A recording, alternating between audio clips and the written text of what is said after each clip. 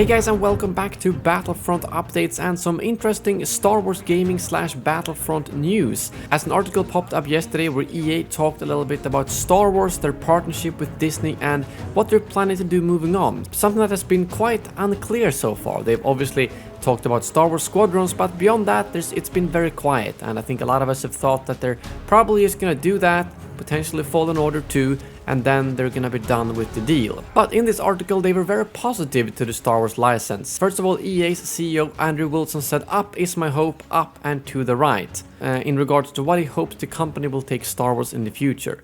"We have a tremendous relationship with Disney, we have a tremendous relationship with Lucas, and we have a long-standing relationship with them going all the way back to Star Wars The Old Republic that they launched in 2011. And Wilson called Battlefront 1 and 2 top performers from EA's partnership with Disney on Star Wars, saying that those games combined have sold around 35 million copies, as well as the success of Star Wars Galaxy of Heroes. And additionally, Star Wars Jedi Fallen Order sold 10 million copies to stand out as another big success, and then they went on to say that the next big Star Wars game is Star Wars Squadrons, but that it is going after a smaller market than Battlefront or Jedi Fallen Order since it's focusing just on flying, but they didn't want to share any sales projections for that title." And moving on, he said that we've had success in first-person shooters, RPGs, action-adventure, MMORPGs, mobile, and I believe they're going to have big success with Squadrons as well.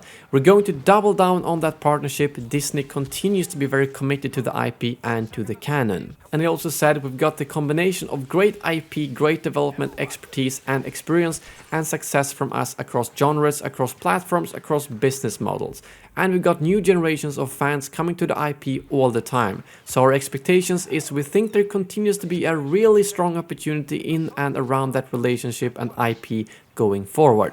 So as you can hear, they are very positive to the Star Wars license moving forward, and it really makes it sound like they've got big plans for the Star Wars license beyond Star Wars Squadrons, and probably not just a Fallen Order 2, but it always makes me hope maybe another Battlefront game in the future. And again, the license does end in 3 years from now, so if they are planning to make some big moves with maybe a huge storytelling game like Fallen Order 2 or an open world game, they probably need more than 2 or 3 years of development time, which means that based on what they said here, I think they're probably going to continue with the license beyond 2023.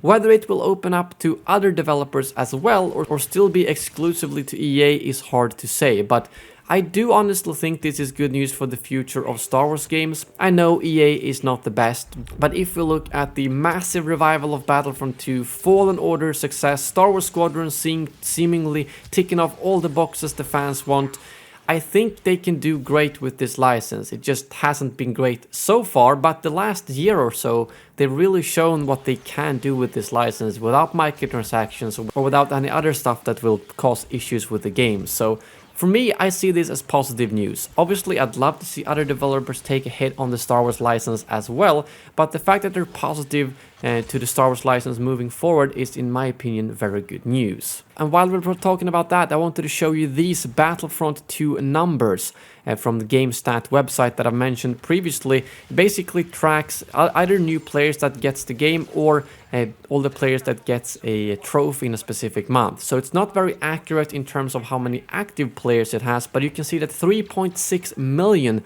new players have joined the game last month, mostly thanks to PlayStation Plus. But these numbers are really high. I mean, almost 15 million total players, and the 400,000 active players is not at all accurate. It's probably, well, obviously if there was 3.6 million new players, that probably means that at least 3.6 million players played this game this month on PlayStation 4, because not everyone gets a trophy. I mean, if you've played a game for a while, you probably don't get a trophy every month. So just seeing these massive numbers and the fact that they abandoned the game still hurts a little bit. It really does.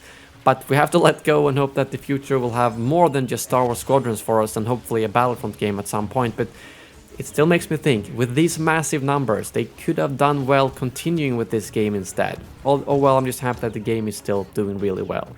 But yep, that's all for this video. Please let me know what you think about these details in the comments below. Thank you very much for watching, and as always, may the Force be with you.